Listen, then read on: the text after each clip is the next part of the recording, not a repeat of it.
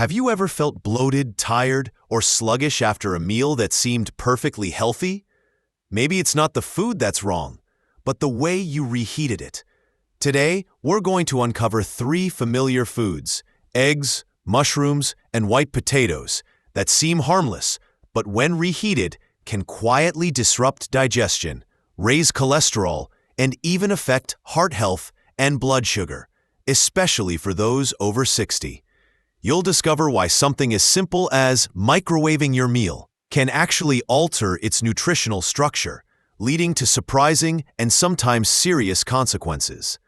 But don't worry, I'll also share healthier, easy-to-do, and just as delicious alternatives. So what really happens when you reheat your favorite dish? And what choices are truly best for a body that needs strength and recovery every single day? Stick around until the very end, because one small change today could help you feel stronger and healthier every day after. Now, let's begin with a warm, familiar dish that holds surprising power. A simple bowl of oatmeal that might offer more benefits than you ever imagined. There's a sense of peace in starting the day with something warm, familiar, and nourishing. For many of us, that's a bowl of oatmeal. Maybe it reminds you of childhood, or maybe it's just a gentle morning habit built over the years. Whatever the reason, it's more than breakfast. It's a daily ritual. But here's something most people don't know. When you cook oatmeal, let it cool, and then reheat it the next morning, it doesn't lose nutrients. In fact, it gets better, especially when it comes to digestion, blood sugar, and sustained energy throughout the day. Why is that? When oatmeal cools after cooking, the structure of its starch changes. This starch turns into something called resistant starch. It sounds technical, but it simply means instead of being quickly digested in the small intestine like regular starch, resistant starch travels down to the large intestine, where it feeds your good gut bacteria. These bacteria play a quiet but vital role in keeping digestion regular, reducing inflammation, and supporting the immune system, all especially important as we age. The best part? When you reheat that oatmeal slowly and gently, the resistant starch remains intact. You still get the gut health benefits, and the slower digestion helps maintain stable energy. No more crashes or blood sugar dips. That's particularly important for people in their 60s, 70s, and beyond, when blood sugar becomes harder to regulate. Instead of feeling hungry or sluggish an hour after breakfast, you feel full longer, lighter, and more alert. But it's not just about starch. Oatmeal contains beta-glucan, a type of soluble fiber shown to help lower LDL, or bad cholesterol. So that warm bowl of oats isn't just comforting. It's quietly supporting your heart. If your doctor has ever talked to you about cholesterol or heart health, you might be surprised to learn that a warm bowl of oats can be a quiet ally. I remember my friend Peter, 68 years old. He used to skip breakfast or grab a quick piece of toast. But after trying reheated oatmeal every morning, adding some banana slices and a spoonful of peanut butter, just a few weeks later, he said he felt less tired in the mornings and didn't even need a second cup of coffee. Small changes like that, done consistently, add up to big differences over time. A quick tip: you can make a large batch of oatmeal at the start of the week. Portion it into small containers and keep it in the fridge. Each morning, simply reheat a serving, add some cinnamon, frozen berries, or crushed walnuts. It boosts flavor while adding antioxidants, healthy fats, and natural sweetness. No sugar needed. Of course, not all reheating methods are the same. Avoid blasting it in the microwave on high. It's best to warm it on the stovetop or use the microwave's low setting, stirring in a bit of water or milk to keep it soft and digestible. Your gut will thank you. Your energy will be more stable and your mood more balanced. Now, after breakfast, let's move on to a dish that warms not just the body, but the soul and immune system too. Soup. It's not just about warmth. It's the feeling of being wrapped in a soft blanket. Especially on quiet afternoons, a bowl of vegetable soup for older adults isn't just food. It's a slower rhythm of life, a memory of family, childhood, and the gentle scent of herbs wafting through the kitchen. And what surprises many people is this. When reheated properly, a simple pot of vegetable soup doesn't just warm the heart, it becomes more nutritious and even more restorative, especially for the aging body. When you cook soup with nutrient-rich vegetables like carrots, onions, greens, celery, and sweet potatoes, something amazing begins to happen. The longer they sit in the broth, the more their cell walls soften and break down. And when you reheat the soup slowly on the stove, those nutrients become far easier to absorb. This matters because as we age, our bodies don't absorb nutrients as efficiently as they once did. So having minerals already unlocked in the broth makes digestion much easier. Don't forget, soup is mostly water. Every spoonful helps with hydration, which is crucial if you often feel tired, achy, or constipated. Science backs it up. Studies published in the American Journal of Clinical Nutrition show that warm vegetable soup helps reduce inflammation and improve appetite in older adults, something many seniors struggle with. If your soup includes natural anti-inflammatory ingredients like garlic, turmeric, ginger, or parsley, you're directly supporting your joints and immune health. I remember Selena, a 73-year-old woman, who told me she'd lost interest in eating after her husband passed. Large plates of food just felt overwhelming. But after I suggested she make a pot of vegetable soup each week, with sweet potatoes, kale, garlic, and lentils, she said, "I feel like I'm nourishing my soul again."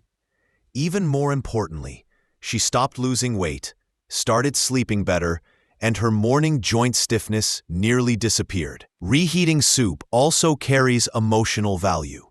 It's one of the few dishes that doesn't lose its warmth when reheated. If anything, it tastes even better the second time around.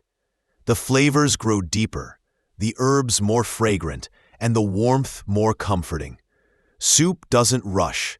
It doesn't demand much chewing or complicated digestion. It's patient. It waits for you to be ready. And here's a gentle tip. If you store soup, use glass containers and reheat it slowly on the stovetop or at a low microwave setting. Avoid plastic when possible, as heat can release unwanted chemicals. And be careful not to let it boil too hard. A gentle simmer is enough. The goal isn't to rush, but to revive, like waking a memory that still has something to offer. Now, if a warm bowl of soup soothes the soul, the next item is the quiet strength beneath it all. A humble grain with hidden power, especially when revived the next day. Let's talk about brown rice. There's something modest about brown rice, almost too simple to be noticed. It's not flashy, it doesn't explode with flavor, and it rarely takes center stage on a plate. But don't let that fool you. This quiet grain holds strength that an aging body deeply needs, especially when it's cooked, cooled, and gently reheated. Yes, reheated, because when you revive brown rice properly, it becomes more than just a side dish. It becomes a stable foundation for energy, heart health, and even muscle strength. Let's start with the difference between brown rice and white rice. Unlike white rice, brown rice retains its bran and germ, the parts rich in fiber, B vitamins, selenium, and magnesium. These are nutrients your body craves more with age, especially magnesium, which helps with nerve function, blood pressure regulation, and muscle relaxation. If you've ever experienced restless legs at night or sudden cramps that wake you up, your body might be asking for more magnesium. And brown rice delivers quietly and consistently. But that's just the beginning. When you cook brown rice and let it cool overnight, the starch inside begins to change. Like oats, it forms a type of resistant starch. This starch acts as a prebiotic, meaning it feeds the beneficial bacteria in your gut. These bacteria are like silent workers. They regulate digestion, reduce inflammation, support the immune system, and even influence your mood. And guess what? When you gently reheat your brown rice with a little water, that resistant starch remains intact. In fact, the second serving might even be better for your body than the first. I once spoke with an elderly man named Min, 74 years old, widowed and living alone. He told me he often skipped meals because cooking for one didn't seem worth the effort. But then he started making a small pot of brown rice twice a week. He kept it in the fridge and reheated single servings with soft vegetables, lentils, or just olive oil and herbs. Nothing fancy, he said, but it grounds me, makes me feel like my feet are back on the earth. That's the beauty of brown rice. It doesn't ask for attention. It simply shows up and supports your body from the inside out. Another powerful benefit: brown rice helps regulate blood sugar. For older adults, especially those managing type 2 diabetes or insulin resistance, this is no small thing. Unlike refined carbs that spike blood sugar and cause sudden crashes, reheated brown rice digests more slowly. That means steadier energy, fewer mood swings, and better appetite control.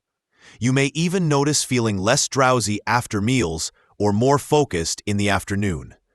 Of course, how you reheat it matters too. Don't dry it out in the microwave on high.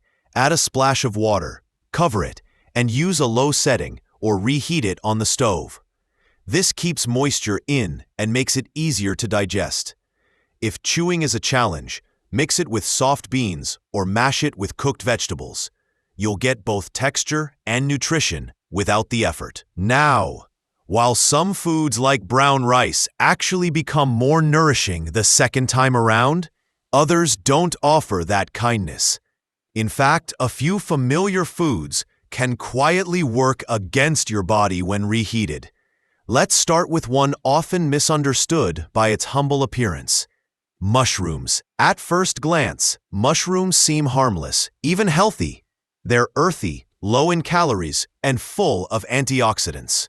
Many older adults choose mushrooms as a meat substitute, and rightfully so. When freshly cooked, mushrooms are easy on digestion and a wonderful way to enrich a meal. But here's what most people don't know. Once mushrooms have been cooked, cooled, and then reheated, they don't behave the same. In fact, for older adults, this seemingly harmless food can cause digestive upset, nervous system issues, and even immune disturbances. Let's look at the cellular level. Mushrooms contain complex proteins and amino acids. When first cooked, these proteins break down into forms your body can absorb. But when mushrooms are cooled and reheated, especially at high temperatures or in a microwave, those proteins get altered again. They become forms that an aging digestive system may struggle to process. If you're in your 20s or 30s, your stomach acid and enzymes can likely handle this without a problem. But as we age, everything slows down, including digestion. Reheated mushrooms can lead to bloating, discomfort, or even nausea.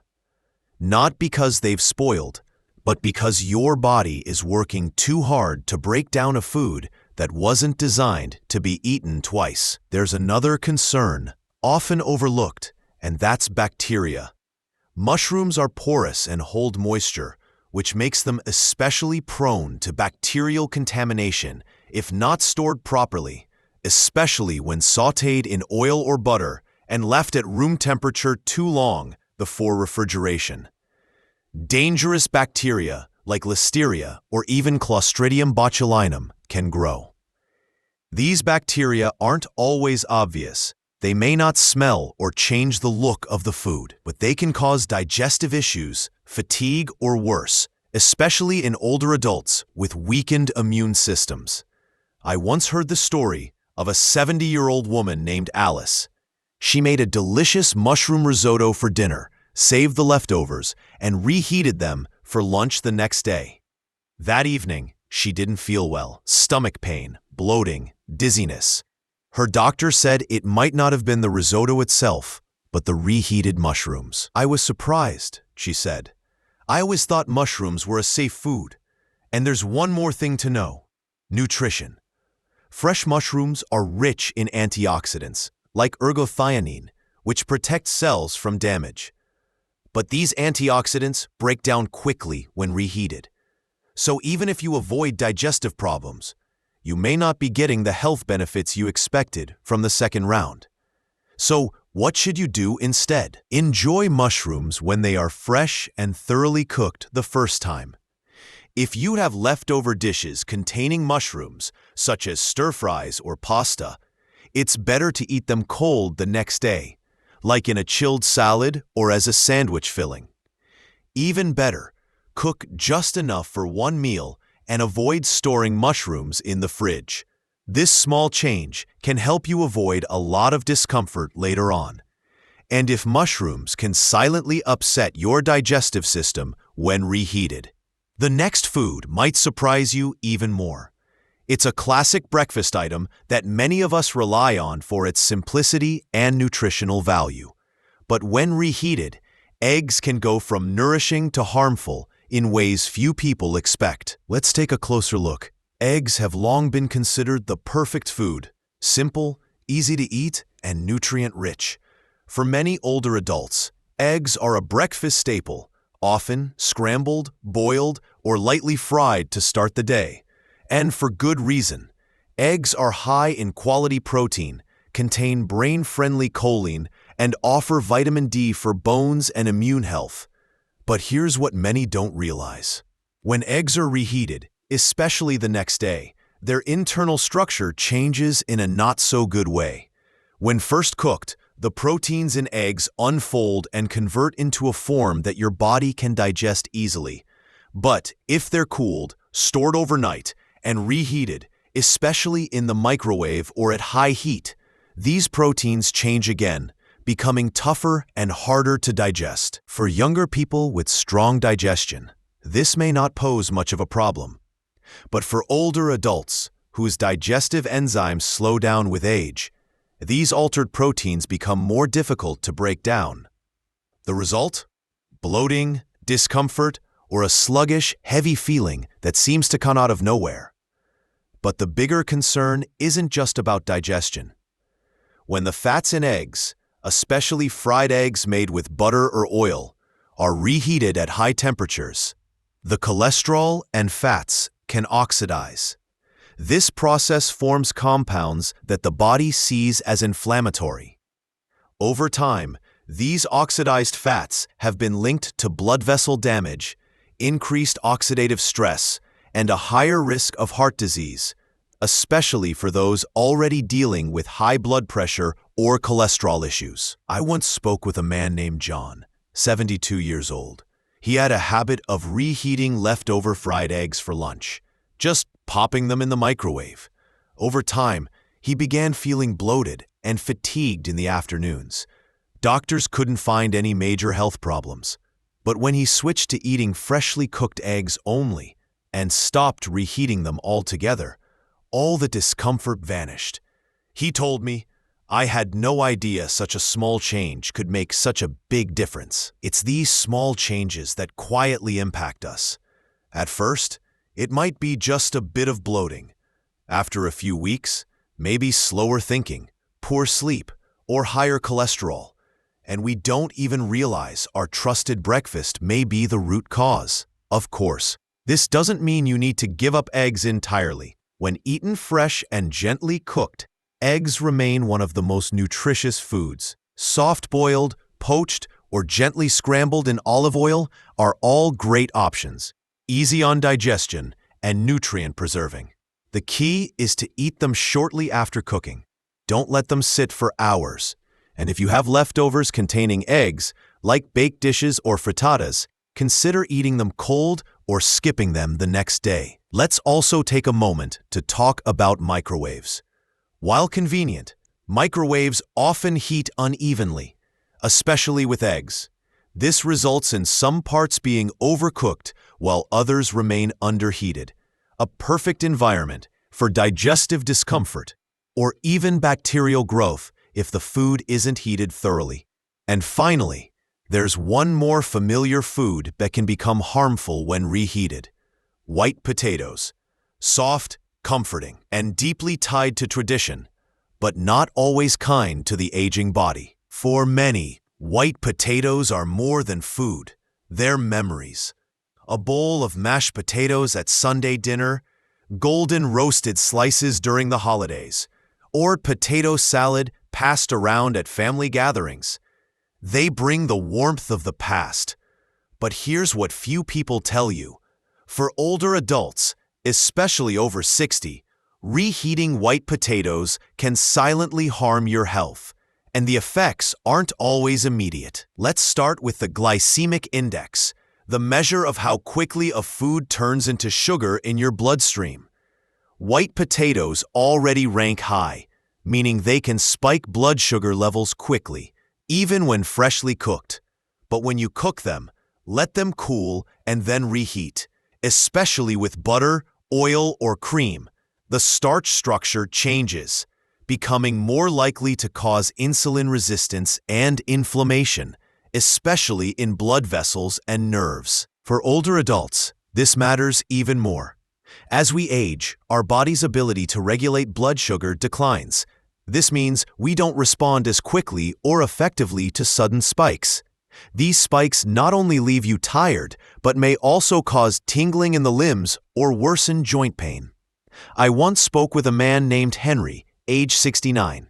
He often felt foggy and sluggish after eating reheated potatoes from the night before. When he stopped doing that and replaced them with sweet potatoes or lentils, the change was dramatic. He said, "Now my knees don't hurt after lunch, and I don't feel like napping at 2 p.m. Another hidden risk is how we usually reheat potatoes, in plastic containers in the microwave. But when heated, some plastics release chemicals like DPA, linked to hormone disruption and heart issues.